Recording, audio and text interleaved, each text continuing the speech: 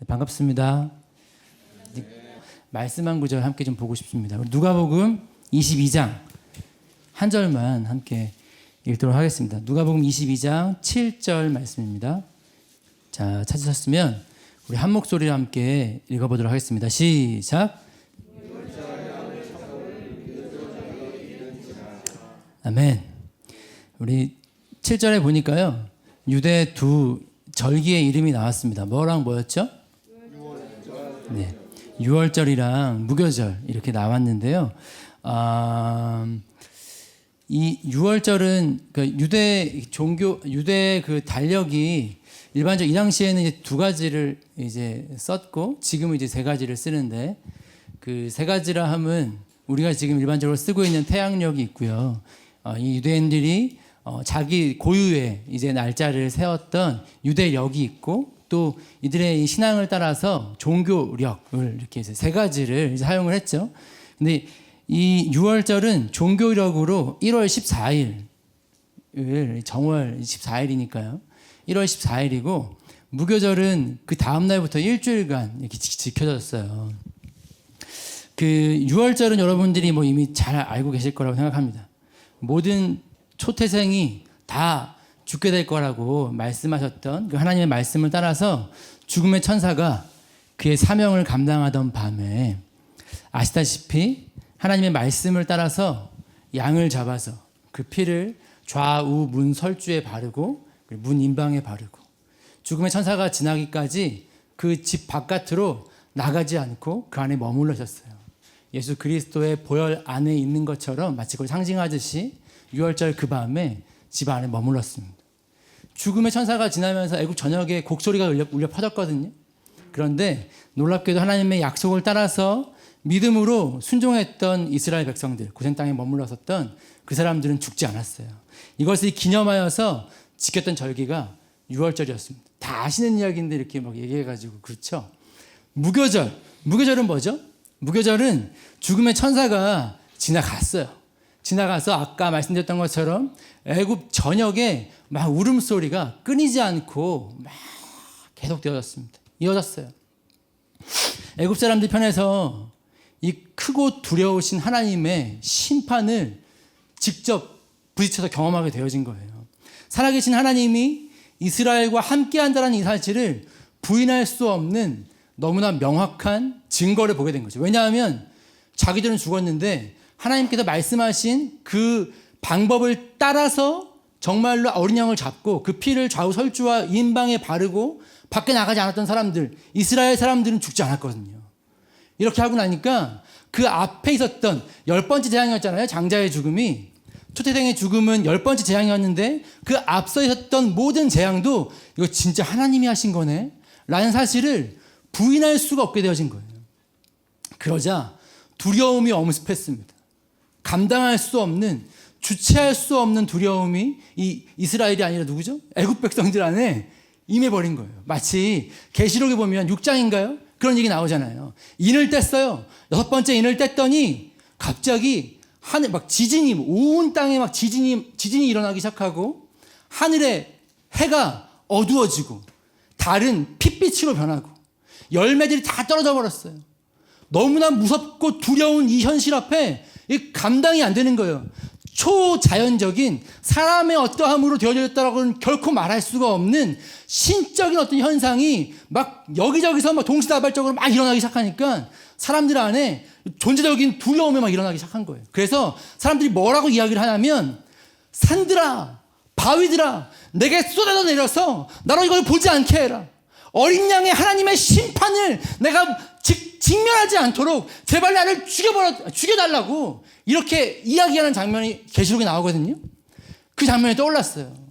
이 무교절 이 이야기를 이제 보면서 죽음의 천사가 지나가고 이 애굽 사람들 안에 막 쏟아져 부어졌던 그 두려움, 마치 계시록 6장에 나와 있는 그 마지막 때의 두려움 같은 그 두려움이 이 애굽 사람들에게 임했겠구나 라는 생각이 들었습니다.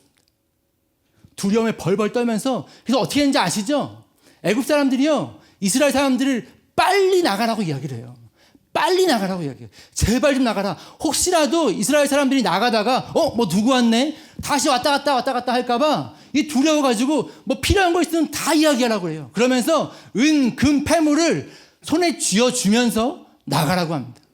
얼마나 완전한 승리였는지를 보여주는 단적인 예인 거예요. 우리가 전쟁을 하면요, 탈취물, 노략물들을 빼앗아 오거든요. 근데 이 승리가 얼마나 완전한 승리를 마치 보여주듯이 달라고 하지도 않았어요. 달라고 하라고 하긴 했어요. 하나님 보니까 하고 하긴 했는데 어쨌건 이 애굽 사람들의 마음 가운데 가져가라 이렇게 이야기를 할 만큼 완전한 심판이 애굽 땅 가운데 임해버린 거예요. 이스라엘 편에서도요, 이 원수의 소나기에서 벗어날 수 있는 기회가 주어졌는데, 앞서 많이 경험했잖아요. 바로가 가라 했다가 안 된다 이렇게 했던 게 몇 번이었어요. 계속 반복됐던 그 경험 때문에 바로가 이번에 가라고 하니까 이번에 진짜 가겠다 싶은 생각이 들었나 봐요. 이스라엘 백성들이 가는데 어떻게 가는지 다 아시죠? 빵을 이렇게 막 누르고 넣어가지고 이렇게 발효를 시켜가지고 가져가야 돼요. 부푼 빵을 해야지 부드럽잖아요. 빵 만들어 보신 분 계신가요? 부드럽게 해가지고 먹어야 되는데 안 그러면 딱딱하거든요. 근데 이걸 부풀기까지 기다릴 수가 없는 거예요. 왜냐하면 바로 이놈의 마음이 또 언제 바뀔지를 모르니까. 그래서 이스라엘 백성들이요, 이 애굽을 떠나는데, 출애굽을 하는데 기다리지 못하고 그것이 여전히 발효되지 않은 채로 이걸 들고 나갔어요. 이게 그 출애굽 당시에 이 무교절이 왜 어떻게 지켜져야 하는지에 대한 그 내용이 바로 이와 같은 내용이었습니다. 급히 떠나는 거예요. 자, 이 완전한 구속 사건, 출애굽을 기념하면서 하나님께 감사하고 찬양하는 절기가 바로 유월절과 무교절이었는데요. 이 출애굽을 매듭짓는 것만 같은 애굽의 권세에서 완전히 벗어났음을 확증해주는 마지막 사건이 있었습니다. 뭐였죠? 뭐였을까요? 다 아시는 거예요. 홍해. 네. 꼭 이렇게 물어보면 끝까지 명확하게 대답하는 한국 사람들이 많지 않아요. 이렇게. 네. 어떻게 얘기해도 다 알아듣잖아요.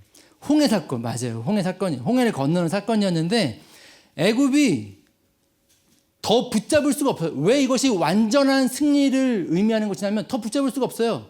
왜냐하면 붙잡을 사람들이 다 죽어버렸거든요. 다 죽었어요. 왕으로부터 그 병거들과 말들과 사람들, 군사들까지 싸그리 바다에 다 수장되어 죽었어요. 성경에 보면 물 위에 떠있다고, 시체들이 떠있다고 표현을 하고 있어요. 더 이상 자신을 옥죄어왔던, 자신을 막 쥐어 흔들었던 그 폭군, 그 애굽의 바로 왕이 자기를 어떻게 할 수가 없는 거야. 아예 그냥 상황적으로도 저 그냥 의미상으로 그렇게 안 될 거야 이런 차원의 이야기가 아니라, 실제적으로 더 이상 손을 댈 수조차 없을 만큼의 완전한 승리, 끝났다, 완전한 해방이다 라는 것을 선언하듯이 마치 이 홍해를 건너는 사건을 주님이 이 이스라엘 백성들에게 허락해 주셨어요. 이 일이 있고 난 다음에요, 출애굽기 15장에 보면 모세가 모세의 노래다 라고 일컬어지는 승리의 찬가를 부르는 그런 장면이 나오거든요. 내가 주를 찬송합니다. 당신은 높고 영화로우시며 말과 적군들을 이기셨습니다. 여호와는 나의 힘과 노래시며 나의 구원이십니다. 누가 주님 같은 분이 계시겠습니까? 막 이런 찬양이 15장 내도록 이어집니다. 이거 모세의 노래인데요. 이 모세의 노래를 그래서 의미상 내용이 그렇다 보니까 이것을 사람들이 구원의 노래다라고도 이야기를 해요. 근데 오늘 우리의 본문은 출애굽기가 아닙니다. 앞서 봤던 것처럼 누가복음인데요. 다시 누가복음 본문으로 돌아와서 말씀을 봤어요.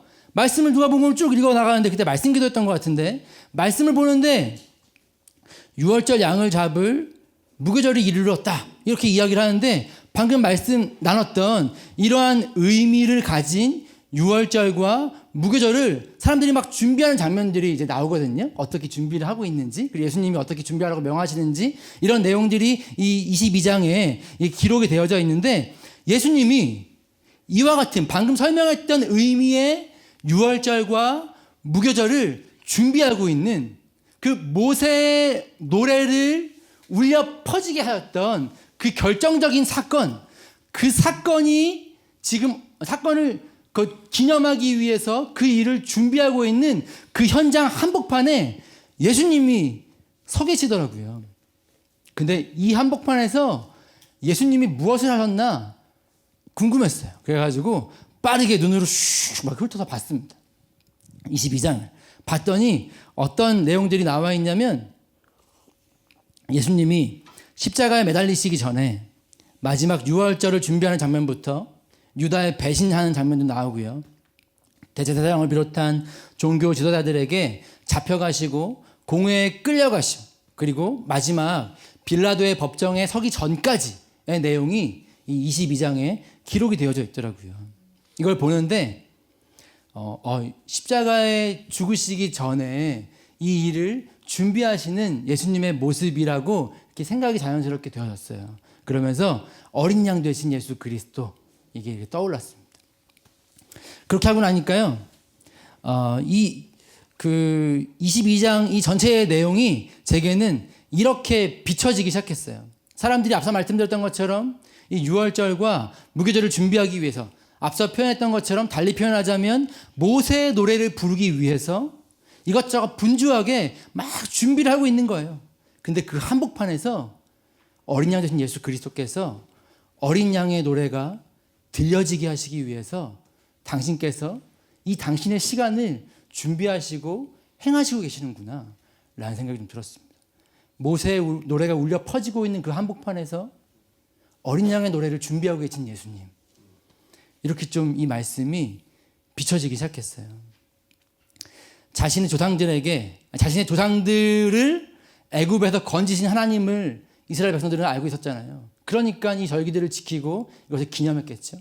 그런데 안타깝게도 자기 백성을 저들의 죄에서 건지시기 위해 오신 그 예수 그리스도를 향한 하나님의 뜻은 모르는 거예요. 전혀 눈치채지 못하고 있었어요. 이 무지한 백성들을 위해서 하나님이신 예수님께서 오직 당신 한 분만이 부르실 수 있는 그 노래, 어린 양의 노래를 부르시기 위해서 준비하고 계시는 모습, 이 누가복음 22장을 보면서 참 절묘하다 라는 생각이 좀 들었습니다. 모세의 노래는 이미 완성이 되었어요. 그런데 어린 양의 노래가 이제 울려 퍼져야 될 차례가 온 거예요. 그런데 이 예수님이요, 어린 양의 노래를 준비하시던 이때에는 상황적으로 그렇게 좋지 않은 상황이었어요. 좋아 보이지 않았어요. 외적으로는 예수님을 죽이려는 세력이 음모를 꾸미고 있었고요. 어떻게 하면 예수를 죽일 수 있을까? 이런 음모들이 여기저기서 막 계획되어지고 있던 중이었고, 내부적으로도 사랑하는 제자들이요, 전혀 준비가 되지 않은 모습으로 보여지는 내용들이 계속 나와요. 정신을 차리고 있지 못하는 것 같은 거예요. 잡히시기 전에 마지막 식사를 나누시면서 빵과 포도주를 떼어주시고 이게 내 살이다, 이게 내 피다 이렇게 말씀하시잖아요. 이래서 먹고 마실 때마다 너희들 나를 기념해야 돼, 나를 기억해야 돼 이렇게 말씀하신단 말이에요. 유언 같지 않아요? 너희들 이거 먹고 마실 때마다 나를 기억해줘. 예수님이 유언처럼 마지막 당신의 진심을 담아서 이 말씀을 하시고 나서 하시는 첫 번째 이야기가 이어지는 첫 번째 이야기가 뭐냐면, 그런데 얘들아, 이 중에 날 팔자가 있어 이렇게 말씀하셨어요. 상황적으로도 이 말씀의 내용적으로도 가볍게 듣고 지나갈 수 있는 이야기가 아니거든요. 그런데 하도 좀 뭐라고 할까요? 당혹스럽고 현실과는 좀 동떨어진 좀 현실감 없이 들렸었나 봐요. 제자들에게는 이 이야기가 너희들 중에 날 팔자가 있어 이 말이요. 그래서 그랬는지 처음에는 그게 누구지? 서로 이야기를 하기 시작합니다. 그런데 이내 성경에 뭐라고 이야기를 하고 있냐면요, 누가 더 큰지에 대해서 서로 다투기 시작한다라고 이야기를 했어요. 한번 생각해 봤어요. 아니 뭐 말도 안 되는, 아니 이 상황에 갑자기 누가 더 크냐 이걸 이야기할 그런 상황이 아니잖아요. 왜 이렇게 됐을까? 한번 생각을 해보다가 아마 이런 것 때문이지 않았을까 싶었어요. 야 너야? 네가 예수님 팔 거야? 난 아니야. 내가 예수님 얼마나 사랑하는데. 막 하면서 서로 자기가 예수님을 얼마나 사랑하는지에 대해서 막 이야기를 하게 되지 않았을까. 그러다가 야, 내가 사실 너희들이 좀 그럴 것 같아가지고 말 안 했는데 사실 지난주에 주님이 나한테만 따로 딱 불러가지고 너희들한테 하지 않았던 말씀을 나에게 해주셨어. 막 이렇게 하면서 서로가 자기만 가지고 있는 이야기들, 주님과의 추억들을 막 이야기하면서 그러니까 내가 너희들보다 주님에게 좀 더 사랑을 받는 그런 존재 아니겠어? 막 이런 이야기를 하다 보니 전혀 어울리지 않는 것만 같은 나를 팔자가 이 중에 있다라는 말씀의 끝에 내가 더 크다 이런 이야기가 이어지게 되어지지 않았을까라는 생각을 좀 해보게. 아무 중요하지 않아요.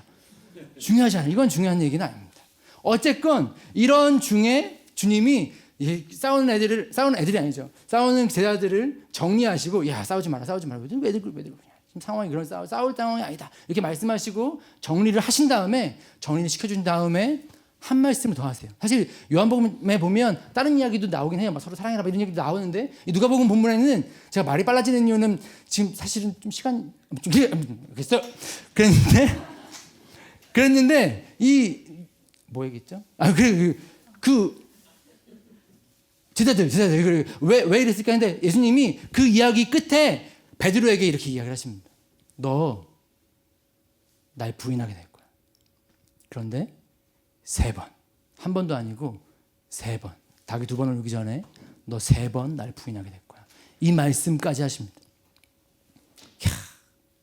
아무튼 전혀 상황 파악을 하지 못한 채 끊임없이 아웅다웅 하고 있는 제자들, 예수님의 기적과 빵에만 관심이 있는 백성들, 자신의 권력에만 눈이 팔려서 진리, 이게 정말 사실이야? 이런 거에는 관심이 없는 정치인들, 그리고 종교 지도자들은요 주님을 잡아 죽이려고 그 기회만 엿보고 있는 거예요. 상황은 이런 상황이었어요. 누구도 예수님의 편에서 예수님을 위하는 어떠한 행동을 취한다거나 의미 있는 무언가를 시도하는 사람들이 보이지가 않는 그런 상황 중이었습니다. 그런데 이때 주님이 그런 사람들을 구원하시기 위해서 어린 양의 노래를 준비하고 계시는구나 라는 생각이 들었습니다. 말씀을 보다가요, 어떻게 이러실 수가 있지? 저는 작은 일에도 마음에 주체가 안 돼서 막 부르르 떨리고, 그걸 또 티내면 쪽팔리잖아요. 믿음 없어 보이고. 그래서 나는 아무렇지도 않은 척, 좀 괜찮아요. 이렇게 있지만 사실 속은 타들어가는, 이게 제 실력인데 주님은 역시 나랑 너무 다르시구나 이런 생각을 좀 22장 말씀을 보다가 하게 됐어요. 그런데 갑자기 뭔가 주님이 마음에 막 감동을 주시고 뭔가를 말씀하실 때는 느낌이 오잖아요. 뭔가 느낌이 오잖아요. 그날도 그냥 제가 주님 너랑이 아니고 나랑은 참 많이 다르시다 이렇게 하고 이제 빨리 넘어가려고 하고 있었는데 갑자기 내 마음 가운데 저랑 주님만 알 수 있는 아주 미세한 떨림이 감지가 되기 시작했습니다. 큰일 났다 이런 생각이 들었는데요. 그러면서 앞선 모세의 노래, 어린 양의 노래에 이어서 또 다른 노래가 성경에 나오거든요. 아까 우리 찬양인도 하셨던 성교사님이 어떻게 하는지 이미 그 이야기를 하셨는데요. 계시록에 나오는 새 노래예요. 새 노래. 우리 한번 계시록 말씀 한번 볼까요? 계시록 5장 9절 말씀입니다. 계시록 5장 9절. 계시록은 이 새 노래에 대해서 이렇게 설명을 하고 있어요. 계시록에 2군데의 새 노래에 대해서 이야기를 하는데 먼저 5장 9절 말씀 한번 보겠습니다. 5장 9절 말씀 함께 한 목소리로 자 시작. 그들이 두루마리를 가지시고 그 인봉을 떼기에 합당하시도다. 일찍이 죽임을 당하사 각 족속과 방언과 백성과 나라 가운데에서 사람들을 피로 사서 하나님께 드리시고. 자, 그들이 새 노래를 불렀어요. 처음에 새 노래를 불러 이르되 이렇게 말했단 말이에요. 새 노래를 불렀는데 그 노래의 내용이 무엇인가 보았더니 어린 양 되신 예수께서 죽임당하사 그의 피로 사람들을 사서 하나님께 드리셨다. 이게 새 노래의 노랫말이라는 거예요. 노래 내용이라는 거예요. 다른 것이 아니라 이 새 노래는요, 죽임을 당하신 아들 예수 그리스도께서 그 죽임의 그 핏값으로 사람들을 사셨다. 그리고 그 사셔서 하나님께 드리셨다. 이게 새 노래의 내용이다 라고 말씀하신 거예요. 또 한 말씀 한번 찾아보겠습니다. 계시록 14장 3절입니다. 14장 3절.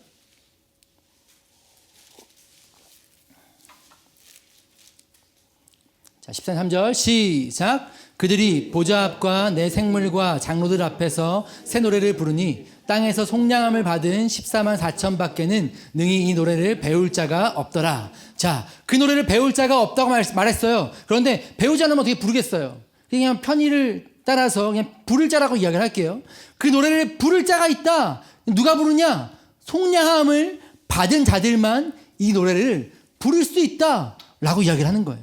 그러니까요, 이 계시록 말씀에 의거하면 새 노래는 속량함을 받은 사람들만이 부를 수 있는 노래인데, 자신이 어떻게 구원을 받았는지, 어린 양 되신 예수께서 죽임을 당하사 그 피로 우리를 사셔서 구원을 받게 되었음을 외쳐 부르는 노래, 이 노래가 바로 새 노래다 라고 말씀하고 계시는 거예요. 그 말은요, 새 노래도 구원의 노래라는 얘기인 거예요. 구원받은 자만 부를 수 있는, 내가 어떻게 구원받았는지를 노래하는, 그것이 새 노래다라고 이야기를 하시는 거예요. 그러면서 이미 성취된 모세의 노래가 울려 퍼지게 하기 위해서 분주한 백성들 한가운데서 어린 양의 노래가 울려 퍼지게 하시려고 순종의 걸음을 걸어가시다가 마침내 십자가에서 이를 이루신 주님이 저에게 이렇게 말씀하시는 것 같았어요. 진용아, 나 새 노래가 듣고 싶다. 이렇게 말씀하시는 것 같았어요. 여러분, 모세의 노래와 어린 양의 노래는 이미 완성된 노래들이었습니다. 그런데 아직 맞춰지지 않은 노래가 있대요. 역사 가운데 부분적으로는 들려진 적이 있었어요, 이 노래가. 그런데 아직 완성되지 않은 노래. 이 노래가 듣고 싶다고 주님 말씀하시는 거예요, 저에게. 그러면서 출애굽으로 이스라엘을 구원하실 때 모세와 같이 십자가로 열방을 구원하신 어린 양 되신 예수님과 같이 이제 주님이요, 교회된 누군가의 순종을 통해서 이 땅의 영혼들을 구원하사 새 노래가 울려 퍼지게 하시려는 하나님의 이 부르심 앞에 순종할 사람이 필요한데, 너 순종해 줄 수 있겠어? 이렇게 물으시는 것 같은 거예요. 열방이 여러분 아시다시피 신음하고 있습니다. 정치, 경제, 사회, 문화, 예술 어느 영역 하나 괜찮다 여겨지는 그런 부분이 없어요. 참담하게 무너져 버린 것만 같은 이 현실 앞에서 상황에 낙심해서 주저앉아 있지 않고 하나님께서 행하실 일을 기대하며 믿음으로 새 노래가 울려 퍼질 그날을 준비하는 자들을 주님이 찾고 계신데, 불가능해 보였지만 여러분 홍해를 가르시고 애굽의 군대를 수장시키심으로 출애굽을 이루셨어요. 주님은 불가능해 보였지만 죽음의 권세를 이기시고 사단의 머리를 박살내서 영원한 승리를 주님 십자가로 완성하셨습니다. 이제 지금 불가능해 보여요, 여전히. 그러나 현실의 모든 문제를 뛰어넘어서 주님은 반드시 당신의 약속하신 대로 열방을 구원하실 거예요. 영혼들에게 마침내 새 노래를 부르게 하실 거예요. 그런데 여러분, 내가 순종하여 새 노래를 부를 수 있도록 섬겨야 할 영역과 대상들이요, 이 주님 만만치 않다고 말씀하시는 거예요. 이 22장 말씀은 앞서 잠깐 언급했던 것처럼 이 상황은 참 녹록치 않은, 그리고 허탈한 한숨이 나올 수밖에 없을 만한 그런 모양들이 가득한 장이었거든요. 3년이 넘도록 함께 했어요. 그런데 여전히 누가 큰 자냐며 다툴 수밖에 없는 제자들과 같이 은 30에 주님을 팔아넘기고 다가와서 거짓 입맞춤을 하는 가룟 유다와 같이, 당신을 죽이고자 혈안이 돼서 뒤를 쫓던 종교 지도자들과 같이 기적의 빵, 치유, 성공, 명예 이런 것 가져다 줄 왕은 너무 좋죠. 너무 좋아. 그런데 영원한 생명을 위해서 너가 죽고 주님이 사셔야 한다는 진리는 거절하는 수많은 백성들과 같이 우리의 가슴을 찢고 짓누르고 때로는 때리고 아프게 하는 그러한 현실들, 그러한 상황들, 그러한 사람들, 그것이 우리가 순종하여 섬김으로 말미암아 새 노래를 부르게 해야 할 대상들이다. 주님 말씀하시는 거예요. 여러분, 그럼에도 그들에게 새 노래를 부르게 할 이 부르심 앞에 순종할 수 있으시겠습니까?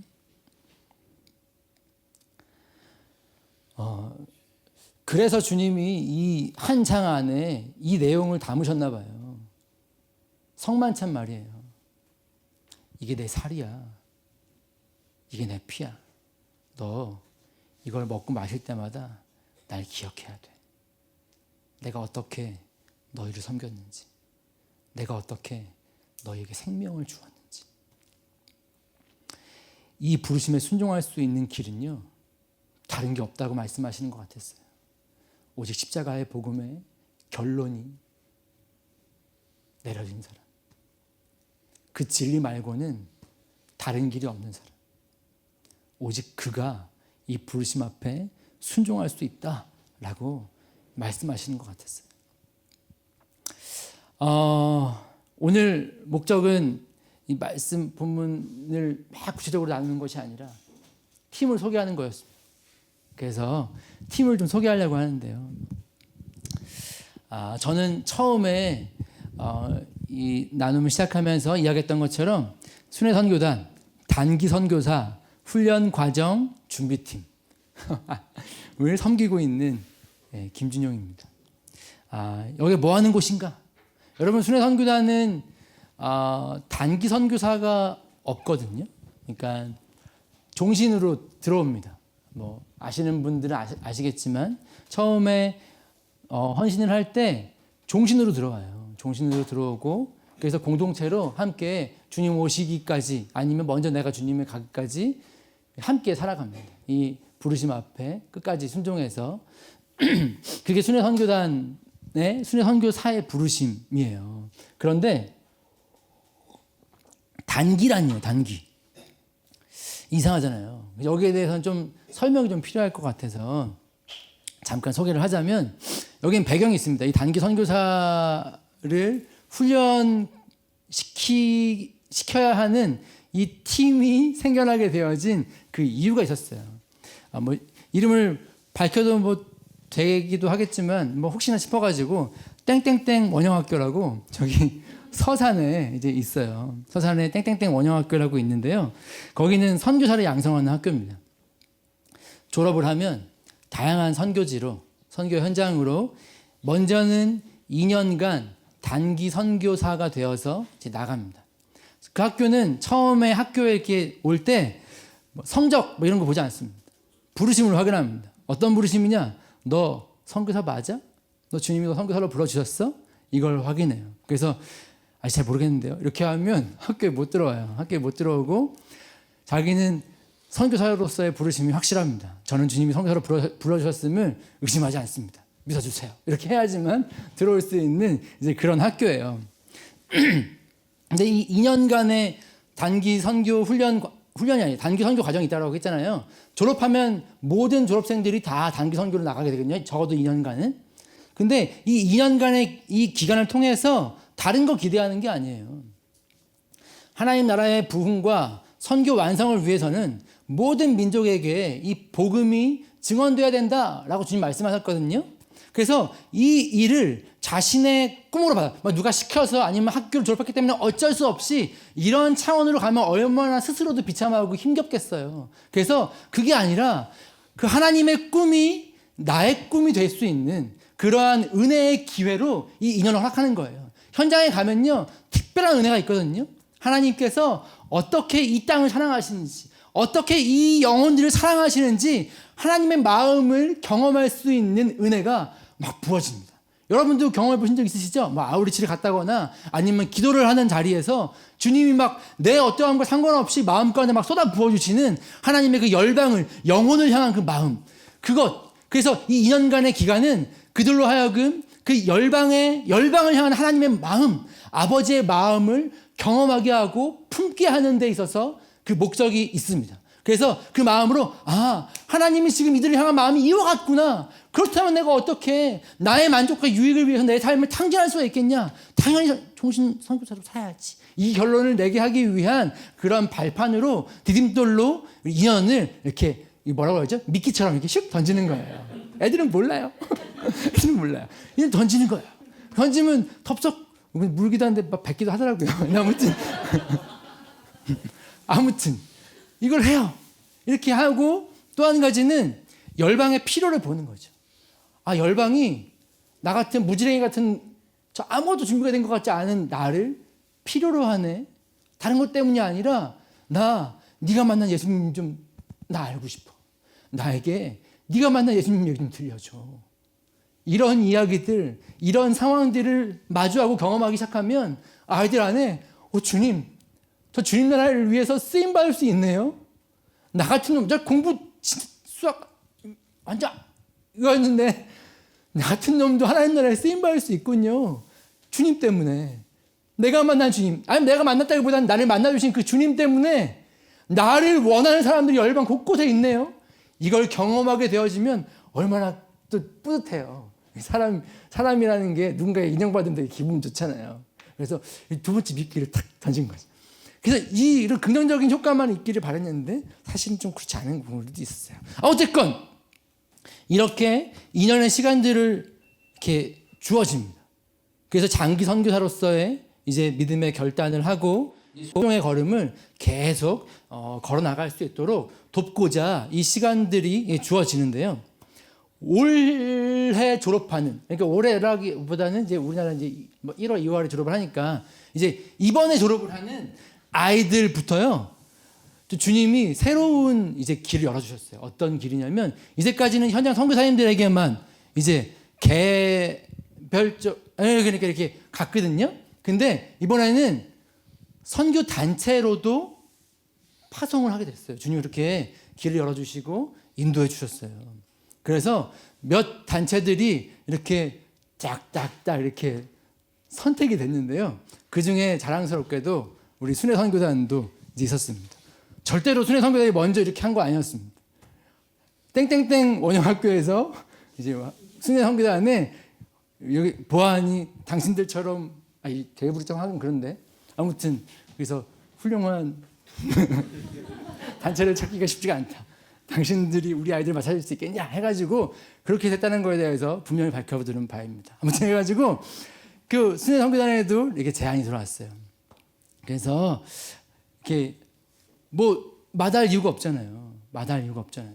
하나님 나라를 위해서 어려서부터 사무엘과 같이 구별되어진 아이들, 이 아이들이 하나님 나라를 위해서 앞으로 이 믿음의 순종의 걸음, 복음의 삶을 살아가는 데 있어서 만약에 우리의 이 작은 미약한 2년간의 섬김이 도움이 될 수만 있다면 이걸 우리가 찾아가서 부탁을 해야 할 판인 건데 찾아와가지고 해주겠습니까 하니까 아멘 할렐루야 이렇게 해가지고 함께 하게 된 거예요. 그래서 2년간 순회 선교단에 난생 그래서 난생 맞죠? 처음으로 종신 선교사만 이제 허입이 되었던 이 순회 선교단에 단기 선교사들이 들어올 수 있는 공식적인 루트가 문이 열리게 되었습니다. 배가 고프네요. 자, 그래서요 여기까지 너무 감사하고 좋았어요. 근데 갑자기 어느 날 전화가 왔습니다.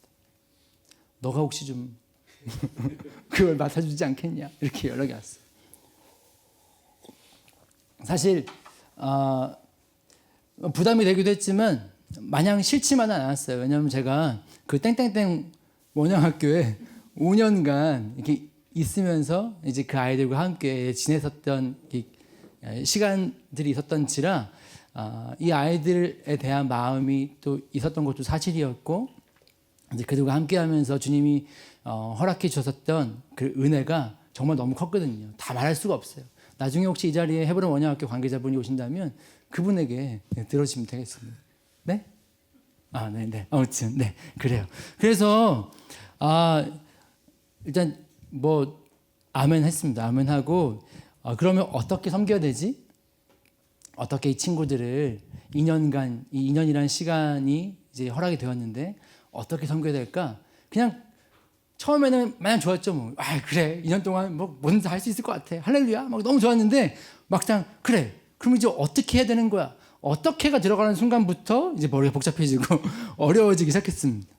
이거 뭐 다른 단체들 이렇게 좀 컨닝을 좀 해봤어요. 그 단체들에 이렇게 연락도 해보고 어떻게 하고 있나 이렇게 봤는데 그 단체들은 뭐 이름을 말하기는 좀 그렇고 아무튼 상당히 유명한 아주 오랜 역사와 전통을 자랑하는 국제 선교 단체들이에요. 여기는 아예 기존에 이미 세팅이 되어져 있는 많은 아주 탁월한 훈련 프로그램들이 있잖아요. 그리고 수많은 사역의 현장들, 전 세계에 지금 막 퍼져 있는, 그리고 막 수십 년간 현장에서 막 산전수전을 다 겪고 막 딱 보기만 해도 예수님 같은 그런 모습의 선교사님들이 많이 계시는 그 단체들은 제가 보기에는 뭐 그분들은 말씀하시기로는 저희도 뭐 준비가 하나도 안 됐어요 이렇게 말씀하시긴 하는데 그냥 말씀 저희도 하나도 준비가 안 됐어요 하는데 뭐 이렇게 만면에 미소가 가득해 보이는 것만 같은 여유가 느껴지는 거예요. 저는 정말 실제로 막 똥줄이 타는 거죠. 이거 어떻게 해야 되냐 이거. 우리는 뭐 아무것도 한 것이 없고 종신선교사들만 있는 곳에 단기 선교사를 위한 프로그램 뭘 준비해야 되는 거야? 이렇게 자꾸 질문이 한번 되어지고 어떻게 하나 하다가 주님 앞에 이제 기도하기 시작했습니다. 기도하는데 주님이 사실 오래 기도 안 했어요. 기도를 처음 시작했던 그날이었던 것 같아요. 기도를 해야지 이렇게 하고서 마음을 먹고 주님 앞에 주님 어떻게 해야 돼요? 이렇게 하는데 마치 그냥 너무 그냥 뭘 고민해? 이렇게 말씀하신 것 같은 거예요. 고민할 게 뭐가 있어? 이렇게 이야기하는 것 같아요. 근데 그렇게 말씀하시는 주님의 그 외마디를 듣고 그치? 이렇게 생각이 됐어요. 왜? 그렇네. 왜 이런 마음이 들었냐면 제 안에 그런 생각이 뭘 고민해? 라는 그 주님의 그 말씀 앞에 제 안에 그냥 이렇게 생각이 드는 거예요. 선교가 완성되려면 뭐가 돼야 되는 거죠? 복음이 전해져야 되는 거잖아요. 복음이 전해져야 되는데 마태복음 24장 14절 이 천국복음이 모든 민족에게 증언되기 위하여 온 세상에 전파되어야 한다. 그래야지 끝이 온다. 이렇게 말씀하셨어요. 근데 그냥 전파되어지는 것, 그냥 내용이 전달되어지는 것, 그것을 의미하는 게 아니에요. 증언되기 위해서 전파된다는 거예요. 결국에는 증언, 그 복음이 실제가 되어진 생명이 되어서 어떠한 상황에도 굴하지 아니하고 이 복음 진짜다. 이 복음 네가 어떠한 상황 가운데 있든지 간에 상관없이 이 복음을 믿기만 하면 이 복음은 모든 믿는 자에게 구원이 되시는 하나님의 능력이요 지혜다 라는 사실을 믿는 사람, 그 믿음을 가진 자의 증언을 통해서만 복음은 전파되어질 것이고 선교는 완성될 것이다 라고 말씀하신 그 말씀이 딱 떠오른 거예요. 뭘 고민해? 이 말씀 앞에 고민할 거 없네. 복음이 생명되어지는 이 일을 위해서 이 인연을 사용하면 되겠구나 이렇게 생각이 되었어요. 앞서 말씀을 통해서 제가 나눴듯이요, 우리가 복음을 전해야 될 대상은요 만만한 사람들이 아니에요. 우리를 환영해주고 동경하는 사람들, 이런 사람들을 대상으로 주의 일을 하는 거 누가 못하겠어요. 가면 막 너무 좋아하고 말씀을 들으면 은혜 받을 준비 다 돼 있고 이런 사람들 대상으로 사역하는 건 그건 그렇게 크게 어려운 일이 아니거든요. 그런데 주님이요, 지금 여러분도 지금 이 상황들이 지금 이 시대가 흘러가는 모양을 보면 아시겠지만 얼마 남지 않았어요. 그렇게 환영받으면서 복음을 전하고 주의 일을 행할 수 있는 그런 시기는 사실 얼마 남지 않았어요. 우리나라도 그렇고요. 세계 막 열방 곳곳에는 이미 그런 걸 기도조차 할 수 없는 그러한 환경과 상황과 있었던 나라들 너무나 많죠. 우리가 아직까지 배부르게 살았던 거예요. 그런데 이 예수님처럼요, 어떤 모욕과 공격에도 설령 그것이 생명을 내어 주어야 하는 그러한 상황이라 할지라도 물러설 수 없을 만큼의 복음에 대한 확신, 그리고 주님의 생명을 가진 자라는 진리의 실제됨, 이게 아니고 선교사 어떻게 하겠어요, 여러분? 그냥 이름은 선교사, 땡땡땡 학교를 나왔으니까 넌 선교사, 이렇게 했는데 사실 그는 어떤 상황 앞에 서면 복음에 대해서 말을 내뱉을 수가 없어. 두려워서, 부끄러워서, 여러 가지 상황 때문에. 만약에 그것이 현실이라면 선교사라는 이름표를 가지고 있는 것이 무슨 의미가 있겠냐고요. 그래서 야, 그래, 맞아. 복음의 생명을 가진 자를 세우는 기간으로 이 2년을 보내야겠다라는 결론을 아주 굳게 제 마음 가운데 결론 내리게 됐어요. 복음을 부끄러워하는 태도, 세상의 화려함 앞에 서면 내가 예수를 믿는다는 것이 마치 하면 안 되는 일을 한 것처럼 내 스스로가 위축되고 주눅들어서 눈치를 살피는, 여러분 이게 말이 되나요, 여러분? 예수를 믿는다는 거, 여러분들에겐 예수님은 그런 의미이십니까? 바울이 떠올랐어요. 아그리빠 왕 앞에서 죄수의 신분으로 왕이시여, 내가 이 사슬에 매인 것 이거 말고라면 당신도 나와 같기를 원합니다. 왕이에요, 왕. 권세, 부, 명예, 부러울 것 없이 가지고 있었던 그에게 세상의 기준으로 보기에는 너무나 초라한, 아니 비참한 죄수의 신분이었어요. 그런데 그가 말합니다. 왕이시여, 당신도 내가 이 사슬에 매인 것만 아니라면 나랑 똑같아졌으면 좋겠습니다. 왠 줄 아십니까? 난 당신에게 있는 부, 명예, 권력 이런 거 없어요. 내게는 예수님이 있습니다. 내게는 복음이 있습니다. 복음에 대한 확신, 그 무엇과도 비교할 수 없다라는 이 복음에 대한 확신 말이에요. 만약에 이와 같은 확신이 있다면 세상에 좋은 직장, 돈, 명예 이런 거 싸들고 와서 유혹을 한다고 해도 왜 넘어가겠어요? 왜 흔들리겠냐고요? 그럴 이유가 없죠. 세상에 이런 증인들을 보여주고 싶었어요. 다음 세대 중에도, 청년들 가운데도 이같이 복음을 사랑하고 복음이 전부가 된 이들이 있음을 보여주고 싶었어요. 자신이 어디로 가고 있는지도 알지 못한 채 세상이 말하는, 세상에 보여주는 허망한 가치를 따라서 그걸 담고 싶어서 청춘을 허비하고 얻지 못할까 봐 전전긍긍하고 그게 당연한 것이라 여기고 있는 이 안타까운 세대 가운데, 아니다, 우리가 진짜 소망해야 될 것이 예수 그리스도, 그 이름이 우리의 유일한 소망이 되어야 한다. 그분은 우리의 모든 것이다. 이 진리를 주저하지 아니하고 어느 누구 앞에도 당당하게 외칠 수 있는 청년들, 그런 청년들 보고 싶었어요. 어떻게 이런 일을 가능하게 할까요, 여러분? 어떻게 이 일을 가능할 수 있게 할까요? 만약에 여러분들이 저에게 넌 이 비법을 알고 있어? 묻는다면 할 말 없어요. 저도 몰라요. 그런데 한 가지 제가 확실히 알고 있는 게 있습니다. 그것은 주님은 그 방법을 아실 뿐만 아니라 이 일을 이루실 수 있는 분이라는 거예요. 제가 오늘 팀 소개라고 말은 했지만 사실 소개할 게 별로 없습니다. 지금 준비하는 과정 가운데 있기 때문에 사실 특별히 소개할 거는 많이 있지 않습니다. 제가 다만 용기를 내어서 이 자리에 선 이유가 있습니다. 그것은 기도 부탁을 하고 싶었습니다. 몇 분이나 이 영상을 보게 될지는 모르겠어요. 그런데 저 믿습니다. 이 영상을 보는 모든 분들이 만일 하나님은 이 청년 세대 가운데에서도 새 노래가 울려 퍼지게 하시기를 원하시며 또한 능히 그 일을 이루실 수 있음을 믿는 믿음으로 기도해 주시기만 한다면 그러면 놀라운 일이 일어날 것이라고 저 확신합니다. 많은 사람들이 말해요.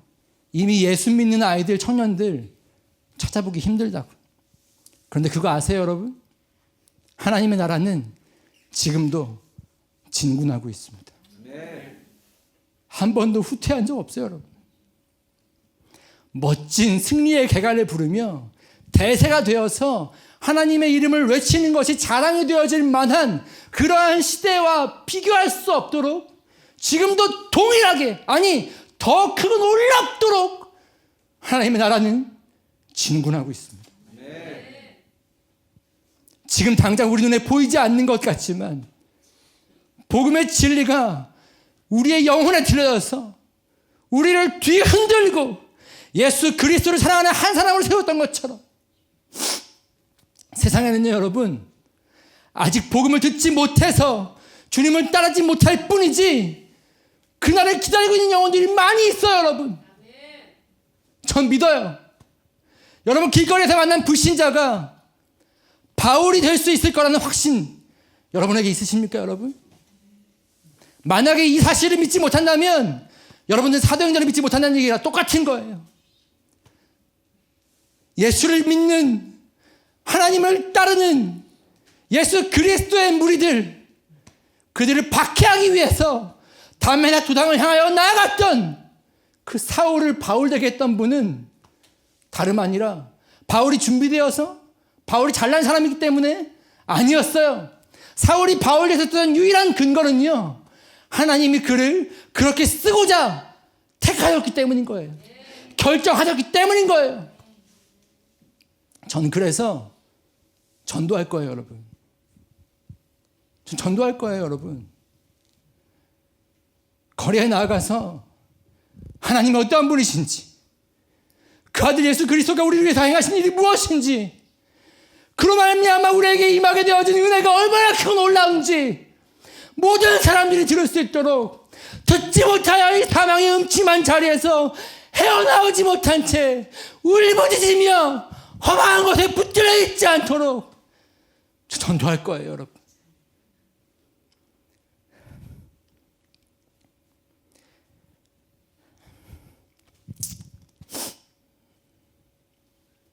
저 예배드리고 싶어요. 사람들이 비아냥거리는 개독교다, 하나님 살아 계셔? 멸시하고 조롱하고 그 세상 한복판에서 적어도 우리만큼은 그럴 수 없잖아요. 하나님을 믿는다 말을 하는데 우리의 삶의 모습 속에서 하나님이 정말 살아계신지를 볼 수가 없어요. 야, 네 삶을 보니까 하나님 살아계신다는 너 말 더 못 믿겠어. 야, 너 하나님이 살아계신다고 말하고 네가 말하는 것처럼 하나님이 지금도 두 눈을 똑똑히 뜨고 네 삶을 바라보고 계시는데 네 삶은 왜 그러냐? 여러분, 로마서는 이렇게 말해요. 믿는다 말하는 유대인들아, 너희 때문에 이방인 중에서 하나님 그분의 이름이 모독을 받고 있다고. 전 예배드릴 거예요. 하나님을 향한 예배는 무엇인지, 하나님을 믿는 사람들은 어떻게 주님을 섬기고 어떻게 예배드려야 하는지 청년들과 함께 주님 앞에 예배드릴 거예요. 아무도 도와주는 사람 없어도, 누구도 인정해 주지 않는다 할지라도 하나님 우리를 보고 계신다면 그거 충분한 거잖아요. 창문을 열어두고 주님 들으시라고 목소리 높여 찬송 부르고, 듣는 이 아무도 없지만 주님 앞에 우리의 고백을 담아서 말씀을 나누고, 주님 들으시니까 우리 골방에서 기도하는 것처럼 그런 예배 드릴 거예요. 기도하던 중에 주님이 우리 팀 약속의 말씀을 주셨습니다. 이사야 60장 1절 말씀입니다. 일어나라, 빛을 발하라. 이는 내 빛이 이르렀고 여호와의 영광이 내 위에 임하였음이니라. 여호와의 영광의 빛을 비추는 자들을 여러분 보고 싶어요. 특별히 다음 세대 가운데 이 부르심을 따라서 주님께 순종케 될 사람들 보고 싶습니다. 반드시 사라질 수밖에 없는 이 땅의 영광을 드러내고자 혈안이 되어진 세상, 그렇게 보여요.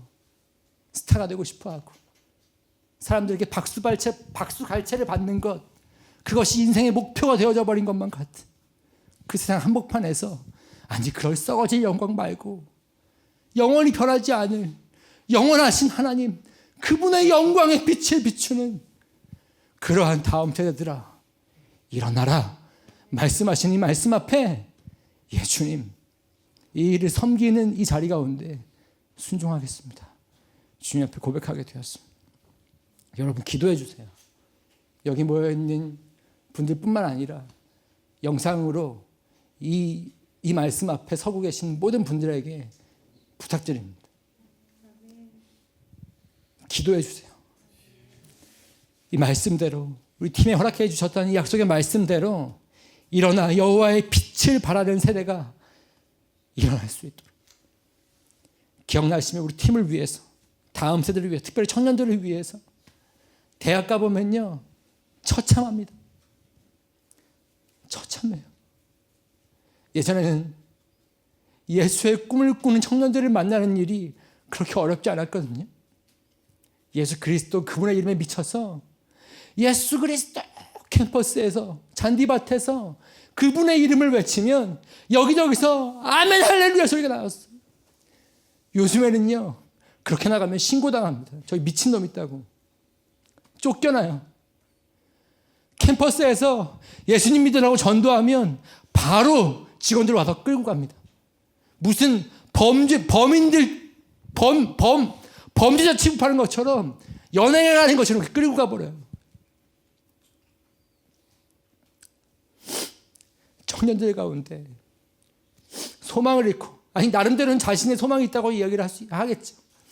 근데 그러한 헛된 소망 말고 진정한 소망에 사로잡혀서, 그분의 꿈에 사로잡혀서, 세상에서는 미쳤다고 조롱받을 수 있겠지만 예수 그리스도 그분에게 매어 그 영광을 향하여, 그 나라를 향하여 달려나가는 다음 세대가 일어날 수 있도록 여러분 기도해 주세요.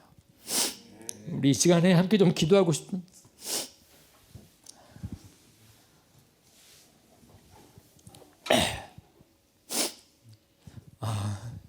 이 절망의 한복판에서 새 노래를 불러 여호와의 구원을 임하게 할 세대가 일어날 수 있도록, 모세와 같이, 주님과 같이 온 나라가, 온 민족이 함께 목소리 높여서 부르는 그 구원의 노래가 울려 퍼지게 할 하나님, 새 노래를 부르는 세대들을 일으켜 주시옵소서. 하나님, 이 일을 위해서 하나님 각자의 자리에서 맡은 바 사명 충실하게 충성되게 감당할 수 있게 하여 주시옵시고, 하나님 그들의 섬김을 통하여서 청년들이 참된 꿈을 가지고 주의 나라를 위하여 일어날 수 있도록 주님 일하여 주시옵소서. 함께 우리 두 손을 들고 주의 이름을 부르며 함께 기도하며 나가도록 하겠습니다. 주여!